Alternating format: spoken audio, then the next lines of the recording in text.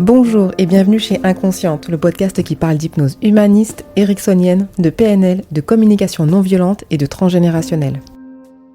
Je m'appelle Pascaline Nogrette Mipoudou, hypnothérapeute à Bordeaux et facilitatrice en communication non violente. Passionnée par le corps et l'esprit et les liens entre les deux, je suis très motivée pour partager et simplifier tous ces outils que j'ai découverts toute seule, en formation ou dans des bouquins. Me revoici avec le sommeil et surtout les conséquences fâcheuses sur nos capacités physiques et mentales. Le meilleur pont entre l'espoir et le désespoir est une bonne nuit de sommeil. Joseph Kosman. On ignore à quel point on manque de sommeil quand on manque de sommeil. Matthew Walker. Je commence tout de suite avec la concentration. Matthew Walker évoque dans son livre « Pourquoi nous dormons ?» directement la notion de fatigue au volant. Je vous disais dans l'épisode 82 que je m'étais endormie au volant, il y a de ça un paquet d'années. Et dans sa description, Matthew Walker parle très bien de ce décrochage furtif qui aurait pu me coûter la vie. Je le cite, « Lors d'un micro-sommeil, votre cerveau devient aveugle au monde extérieur l'espace d'un instant.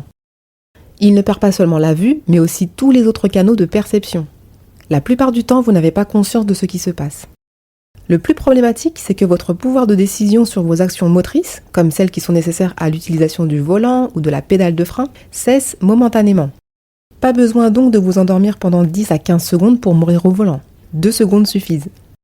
Bon, là nous parlons de la voiture, car c'est dans les engins motorisés qu'on prend le plus de risques. Les chercheurs ont mené plusieurs études sur la concentration et le sommeil. Les conclusions, vous l'imaginez, sont évidentes. Moins vous dormez et plus longtemps vous vous privez de sommeil, et plus les performances d'attention et de concentration deviennent nulles. Le plus étonnant, c'est un groupe de participants qui n'a pas été totalement privé de sommeil, mais qui a dormi 6 heures par nuit pendant 10 jours. Les performances de concentration diminuent elles aussi, lentement mais sûrement, et surtout à bas bruit. C'est-à-dire que les participants ne se rendent pas compte de la dégradation de leurs performances. Matthew Walker imagine les conséquences de ces dégradations, non plus sur 10 jours mais sur des mois voire des années. On peut imaginer que dormir trop peu pendant plusieurs années nous entraîne vers un blackout, ou peut-être vers un burn-out. D'autant que l'on sait que le sommeil perdu n'est jamais récupéré. Donc même les week-ends grasses matinées et les vacances ne peuvent pas combler ce manque. Donc quelqu'un qui ne prend pas conscience qu'il est en manque de sommeil se permettra de prendre la route en disant « Mais non, mais je suis capable, je peux y arriver, je vais très bien, je ferai une petite sieste. » Vous voyez ?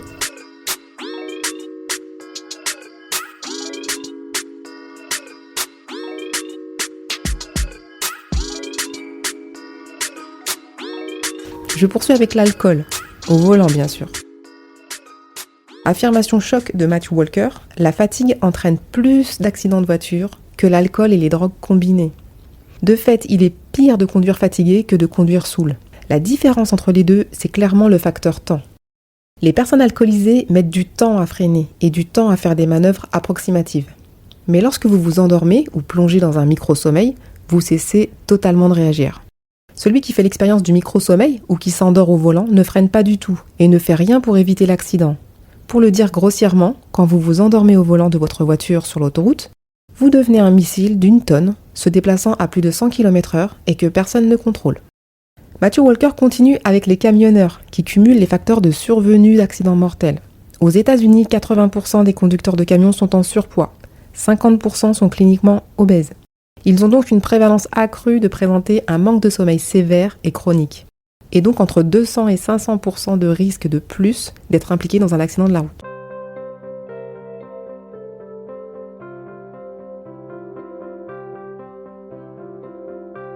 En lisant ça, je me suis dit que l'hygiène du sommeil était bien trop négligée, mais en fait au même titre que l'hygiène alimentaire, physique ou psychique. On ne sait plus dans ce cas où les facteurs aggravants ont commencé. L'inactivité qui entraîne le surpoids, ou la solitude qui entraîne l'hyperphagie, ou le manque de sommeil qui surstimule l'appétit. Finalement, l'être humain, en négligeant de prendre soin ne serait-ce que d'une seule part de son bien-être, entre dans un cercle plus que vicieux, un cercle où chaque élément peut être la conséquence d'un autre et partir dans tous les sens. La conséquence sur les apprentissages lors des examens. Comme je le disais dans l'épisode 82, la nuit blanche avant l'examen est bien contre-productive. Le manque de sommeil bloque l'amygdale et sa capacité à stocker de nouveaux souvenirs. C'est un peu dommage quand, initialement, la nuit blanche était là pour engranger le maximum d'infos avant le jour J. Sur une étude datant de 2006, le Dr Matthew Walker a déterminé, grâce à son IRM, que le groupe privé de sommeil était 40% moins capable de retenir de nouvelles informations que le groupe ayant dormi toute une nuit. Il ajoute que le simple fait de perturber en profondeur le sommeil profond d'un individu, par des bruits irréguliers, sans même réveiller la personne, entraîne les mêmes problèmes d'apprentissage. Le docteur Robert Stilgold a mené une étude pour aller plus loin. 133 étudiants ont été invités à retenir des informations visuelles. Premier groupe évalué le lendemain après une bonne nuit de sommeil. Deuxième groupe évalué après 2 bonnes nuits de sommeil. Et troisième groupe évalué après 3 bonnes nuits de sommeil. Conclusion. Les bonnes nuits cumulées favorisent le souvenir récent et le maintiennent. De plus les participants accumulent de nuits de sommeil avant d'être évalués, plus leur mémoire est bonne. Un sous-groupe a été ajouté, ceux qui sont privés de sommeil la première nuit. On leur permet ensuite 2 nuits complètes pour récupérer avant de les évaluer. Et le résultat est sans appel. Sans sommeil juste après l'apprentissage, vous ne consolidez pas grand-chose. Ce livre et surtout ses conclusions ont modifié mes conseils auprès des étudiants.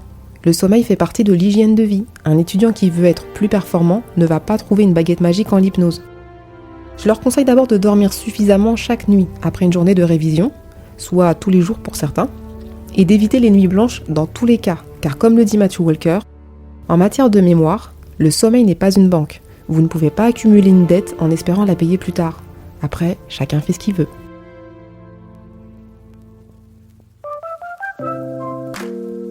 Voilà, en tout cas, j'espère que cet épisode vous a plu. Retrouvez-moi sur Instagram podcast-inconsciente, sur Doctolib pour les rendez-vous visio ou présentiels. Inscrivez-vous sur la newsletter de Ocha pour les coulisses du podcast et puis savoir quand est-ce qu'il sort.